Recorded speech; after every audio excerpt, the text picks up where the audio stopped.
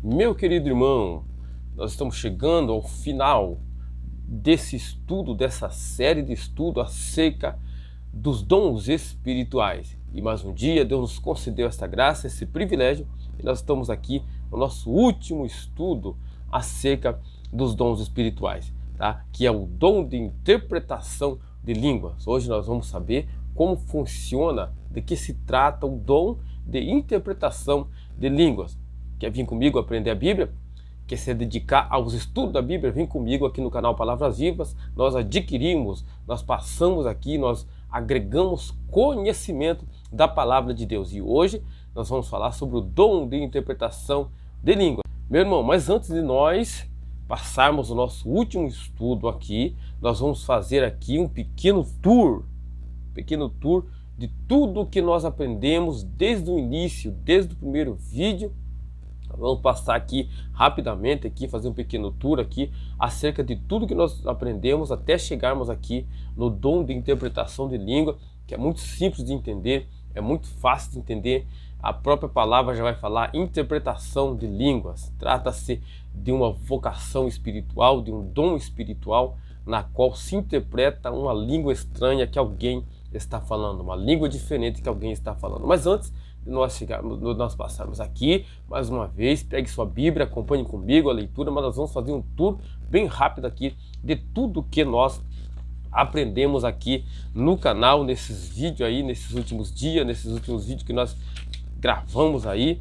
Irmãos, desde o início nós pegamos, irmãos, o livro de 1 Coríntios, a carta que o apóstolo Paulo escreveu à igreja, ao Coríntios, e nós explicamos lá no iniciozinho, você vai se lembrar. Deixa eu falar rápido para você aqui, depois nós vamos passar já rapidamente em tudo os dons que nós aprendemos. Nós pegamos o livro de 1 Coríntios capítulo 12, lembra? Que nós, a primeiro momento, o primeiro vídeo, nós fizemos a interpretação do texto, tá bom? O porquê nós falamos sobre a exegese, nós falamos sobre a exegese, nós falamos sobre a hermenêutica e falamos sobre a exegese. Lembra? Está no primeiro vídeo nosso, tá? Trouxemos aqui rápido para os irmãos, para nós começar a dar o nosso pontapé inicial. Nós falamos sobre isso, fizemos a interpretação primeiro do texto, falamos sobre quando se originou a igreja, quando Paulo criou a igreja. Está no livro de Atos dos Apóstolos, ali, né? Quando Paulo iniciou a igreja, né, em Coríntio, que ele ficou 12 meses ali ensinando, a igreja fica estabelecida ali. Falamos sobre a religião ali, os dois templos que haviam na igreja, né, que havia em Coríntio, né? Falamos sobre a sua economia, os seus portos que haviam ali, a economia de Coríntio. Falamos sobre os templos religiosos, o templo da deusa Afrodita, o templo da deusa Afrodita, o templo do grande deus Apolo, deus do ideal masculino, né, do ideal masculino, da beleza masculina. Afrodita, que tinha suas 2.000 sacerdotisas, que eram prostitutas, que saíam pela cidade de Coríntio todas as tardes, cultuando ao sexo, fazendo aquilo em razão do culto à sua deusa Afrodita. Tudo isso nós falamos, como a igreja estava estabelecida ali dentro de Coríntios, uma igreja cheia de poder, uma igreja que o próprio apóstolo Paulo fala lá na sua carta, 1 Coríntios capítulo 1, versículo de número 7, se não me falha a memória. Ele fala que nenhum dom faltava aos crentes que estavam localizados dentro da igreja em Coríntio, mas o Coríntio estava permeado de pessoas incrédulas, estava permeado pelos dois templos pagãos, mas a igreja estava cheia de poder, cheia do Espírito, uma igreja que recebeu todos os dons espirituais. Mas a princípio, Paulo escreveu exatamente a sua carta ensinando acerca dos dons espirituais, ensinos valiosos, ensinos preciosos de como a igreja ali em Coríntio havia de usar os seus dons espirituais. Falamos de início sobre tudo isso, tratamos sobre todo esse assunto para nós depois começar a falar, né, nos nossos estudos dos dons espirituais.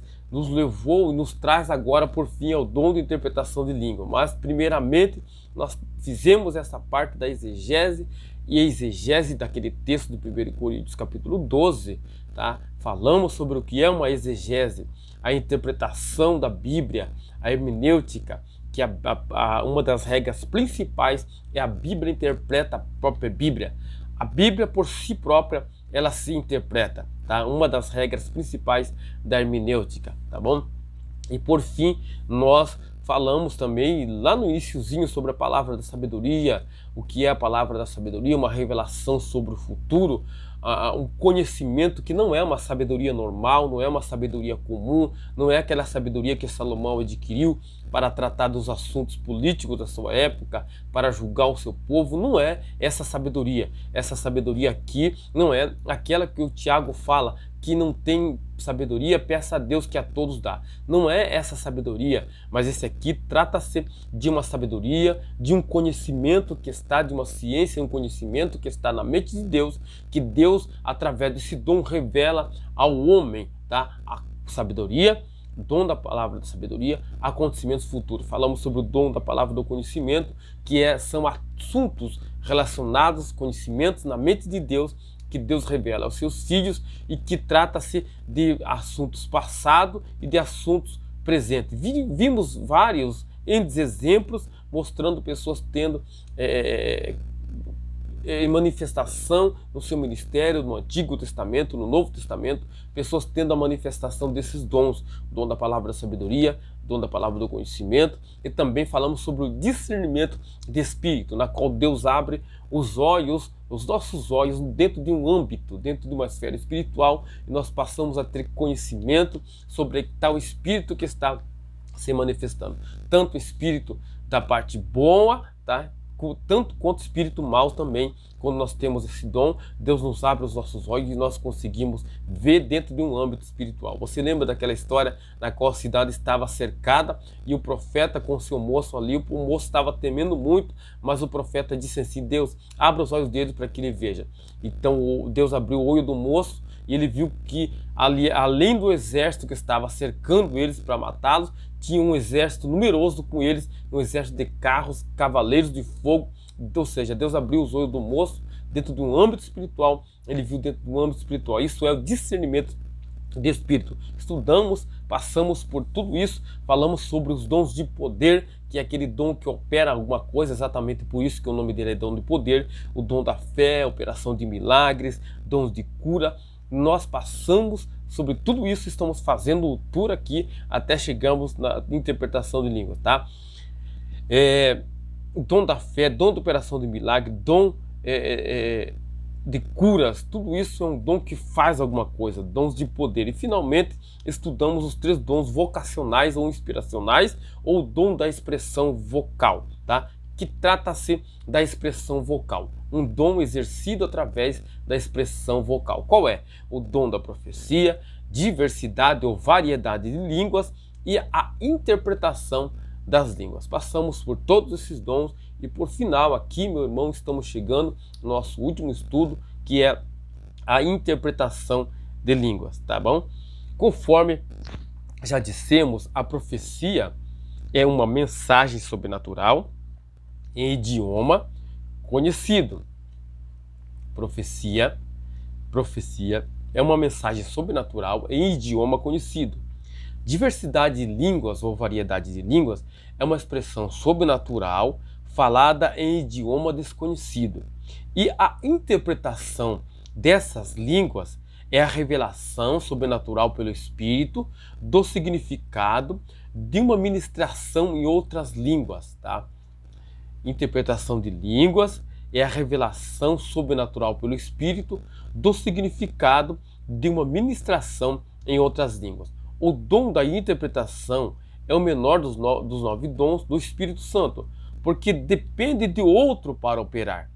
O estudo aqui nos leva a compreender que o apóstolo Paulo está ensinando a igreja de Corinto exatamente porque o dom da interpretação de línguas depende de outro para ser operado. O apóstolo Paulo, no seu ensinamento, vai considerar o dom de língua o menor dos 9 dons, justamente por isso, porque ele depende de outro dom para ser operado. Depende do dom de línguas estranhas para ser operado. E dentro dessa classe, desses dons, desses 3 dons aqui, inspiracionais ou de expressão vocal, o maior é a profecia, porque a profecia por si só, ela traz edificação, exortação, consolação à igreja, visto que línguas estranhas não faz isso e nem a interpretação também não faz isso sozinha, ela depende do dom de línguas, então os dois juntos equivalem ao dom de profecia, tá bom? Mas o menor é o dom da interpretação, porque ele depende do outro, do dom de línguas estranhas, depende de alguém falando em línguas estranhas para ele ser operado. Por isso o apóstolo Paulo, no seu ensinamento, diz que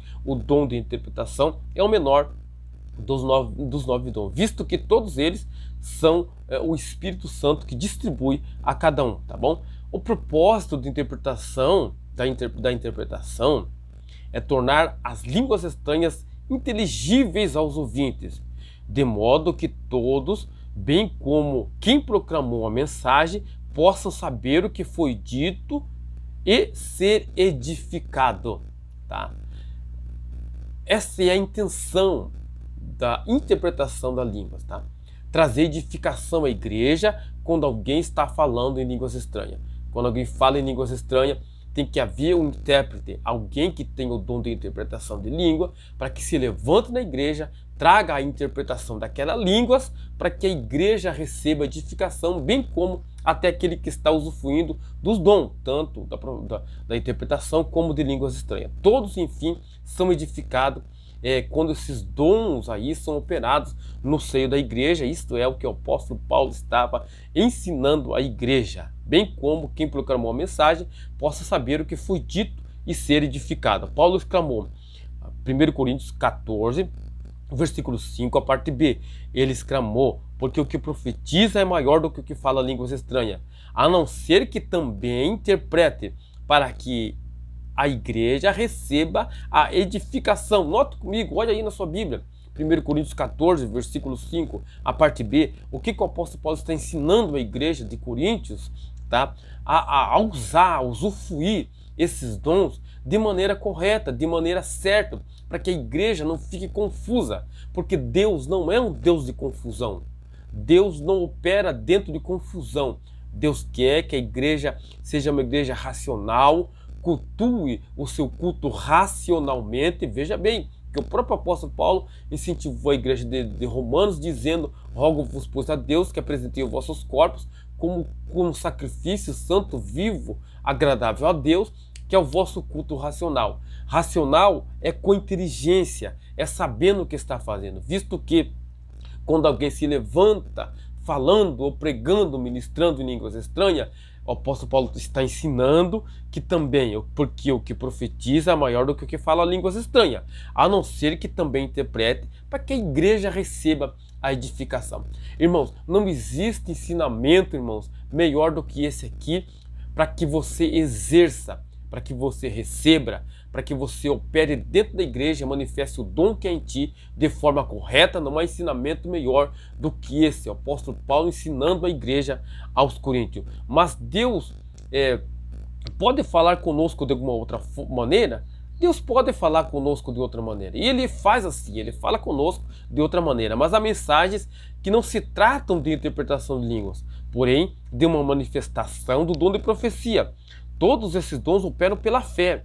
Só que é necessário ter mais fé para profetizar. É necessário ter mais fé para profetizar do que falar em línguas estranhas ou interpretá-las. Porque quem opera nesses dons depende do outro cristão. Ou seja, o cristão com o dom de línguas pode depender de quem tem o dom da interpretação, ou vice-versa. Mas o servo de Deus com o dom da profecia precisa ter fé suficiente para simplesmente começar a falar o que recebeu do Pai e trazer edificação para a igreja. Interpretar não é traduzir. Conforme notamos, a interpretação de línguas não é a tradução. Às vezes alguém me pergunta a razão de a pessoa falar longamente em línguas ocasionalmente. A interpretação ser bastante breve é porque a interpretação é simplesmente revelação sobrenatural pelo Espírito Santo, ou seja, é o significado daquilo que foi dito. Logo, talvez não precise de tantas palavras, tá?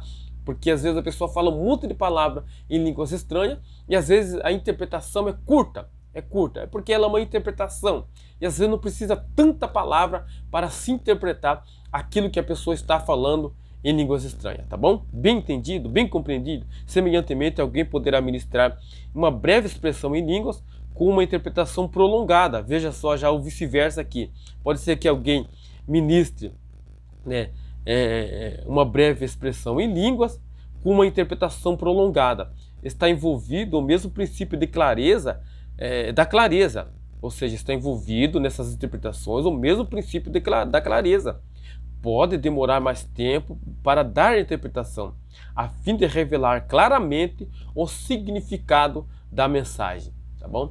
Se o irmão que está interpretando as línguas também é usado na profecia, poderá terminar a interpretação e passar a profecia. Faça isso com certa frequência. A maioria daqueles que está atenta, a maioria daqueles que está atenta ao Espírito reconhece prontamente a diferença, porque no mesmo instante em que alguém pronuncia uma profecia, suas palavras assumem mais autoridade, mais unção. A profecia tem mais inspiração e é uma bênção maior.